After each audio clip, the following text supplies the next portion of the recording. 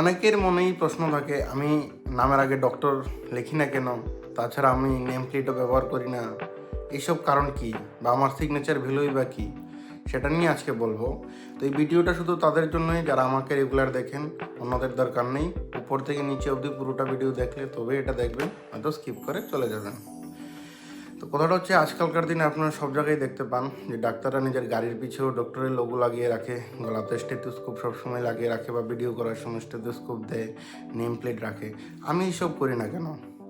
তো কথাটা হচ্ছে, যে প্ল্যাটফর্ম, সোশ্যাল মিডিয়া প্ল্যাটফর্ম থেকে আপনারা আমাকে দেখছেন, শুধু তা না, তাছাড়াও আরও অন্যান্য ডিফারেন্ট সোশ্যাল মিডিয়া প্ল্যাটফর্ম থেকে সারা পৃথিবীর কোটি কোটি লোকেরা আমাকে দেখে। তো আমাকে নিজের পরিচয় দেওয়ার কী দরকার আছে? যারা এসব করে তারা চায় যে ওদেরকে লোকেরা চিনে ডক্টর হিসাবে, সেই জন্য তারা লোগো ফোগো লাগিয়ে রাখে, তাছাড়া গলার স্টেথোস্কোপ দেয়, কারণ ওদেরকে এত লোকে চিনে না।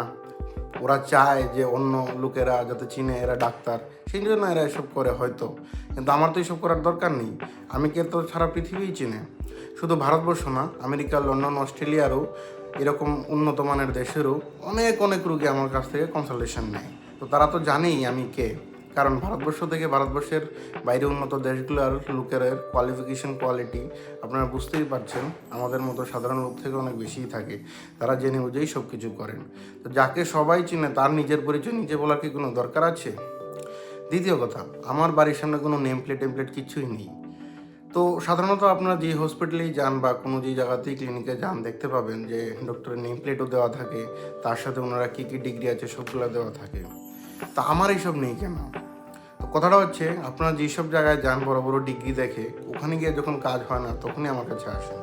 শুধু ভারতবর্ষ না, এই যে বললাম America, London, new York, Washington, California, Sydney, এইসব জায়গার এত উন্নত দেশের লোকেরাও যখন ওই দেশে ডাক্তার দেখাতে দেখাতে আর হয় না, তখনই আমার কাছে এসে সাজেশন নেয়। তো যখন সব জায়গায় শেষ হয়ে যায় তখন আমার শুরু হয়। তো আমি নেম প্লেট লাগিয়ে কী করব?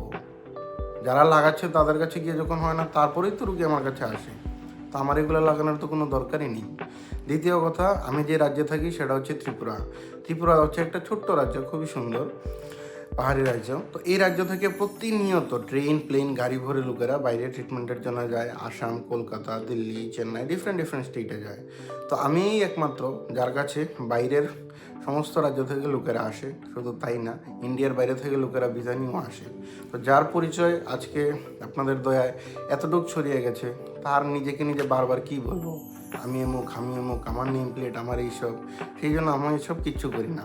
দ্বিতীয় কথা, ওয়ার্ল্ড ওয়াইড অনেক স্কলার ডাক্তারকে আমি ফলো করি, যারা আপনার মানে বড় বড় ডিগ্রি করার পরও যতক্ষণ পর্যন্ত পিএইচডি করেনি নামের আগে ডক্টর লেখে না। সেটা আমি অনেক ফলো করেছি। তো ওরা যদি এসব না করে, তো আমি কোন ক্ষেত্রের মূলা? আমিও তো পিএইচডি করি না, তো আমি নামের আগে ডক্টর লিখবো কেন? প্রশ্নই ওঠে না। ওরা যদি নিজে না এসব করে, এত বড় বড় স্কলার পার্সনরা, তাহলে আমার করার কোনো প্রশ্নই ওঠে না। আর আমি খুব ইথিক্স ফলো করি। তো কথাটা হচ্ছে এই। দ্বিতীয় কথা, আমার সিগনেচার ভ্যালু কতটুকু? আপনারা যত বড়ই হসপিটালে যান, হসপিটাল অনেক বড় থাকে, ইনফ্রাস্ট্রাকচার, ডায়াগনোসিস মেশিন বড় বড়, এইসব কারণে আপনারা লক্ষ লক্ষ কোটি কোটি টাকা হয়তো বা দিয়ে দেন। এবং ওইসব হসপিটালের যারা মালিক থাকে, বড় বড় ডাক্তার, তারা হয়তো বা 1000-2000 কোটি টাকারও ইনকাম ট্যাক্স রিটার্ন করে। কিন্তু তারা কোনো রুগী থেকে পার্সোনালি 1 লক্ষ টাকা নিয়ে সাজেশন দেওয়ার মতো তাদের ক্যাপাবিলিটি নেই, যে ওদের তাদের সেভিংস অ্যাকাউন্টে 1 লক্ষ টাকা নেবে, এর বদলে আপনার সাজেশন মানে একটা রুগীকে সাজেশন দেবে। সেটা আমি কাউকে ছোট করার জন্য মোটেই বলছি না, বা আমাকে বড় করার জন্য মোটেই বলছি না। আর আমি এমন একটা পার্সন, অল ওভার ওয়ার্ল্ড থেকে লোকেরা আমাকে টাকা পাঠায় অনলাইনে, তারপরে আমি তাদেরকে সাজেশন দিই, বা টাকা রাখার পরেই শুধু কথা বলি, এমনিতে কথা বলি না। আর আমার ক্যাপাসিটি কতটুকু?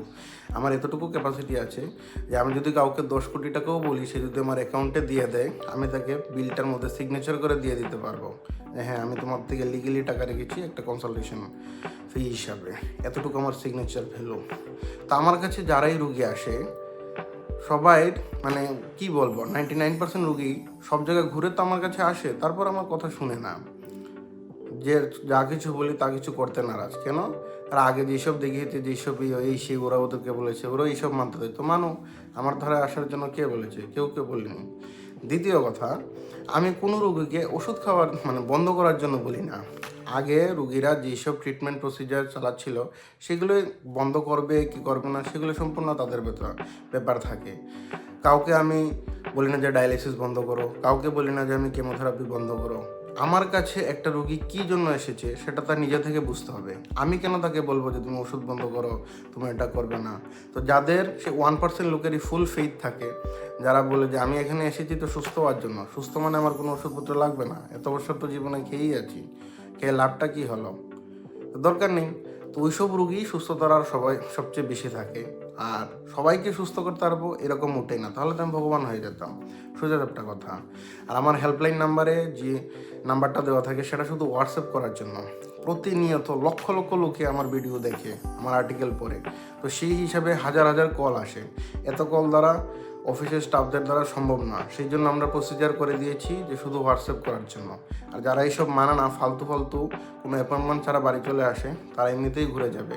এবং এখন তো এরকম হয়ে গেছে যে শুধু ত্রিপুরা না, আসাম থেকে গুয়াহাটি থেকে পর্যন্ত লোকেরা, ইভেন কলকাতা থেকে পর্যন্ত লোকেরা অ্যাপয়েন্টমেন্ট ছাড়া চলে আসে, কারণ দেখে অ্যাড্রেস কোন কোন জায়গায় বিভিন্ন ভিডিওতে দেওয়া থাকে, এসে তারা পর্যন্ত ঘুরে যায়।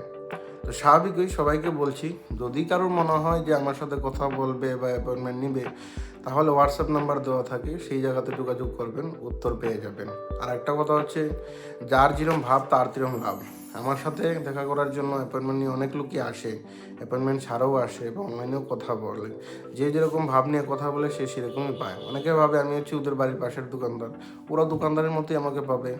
আর অনেকে ভাবে যে না, এমন একজনের কাছে গিয়েছি যার কাছে গিয়ে আমি সারাটা জীবন সুস্থ থাকতে পারবো, তাদের সেই ভাবটা থাকে। এই হচ্ছে গিয়ে কথা। তো ভিডিওটা অনেক বড়, অনেকদিন পর এসে করলাম আপনাদের প্রশ্নের উত্তরগুলো দেওয়ার জন্য, এটাই হচ্ছে কথা। ধন্যবাদ।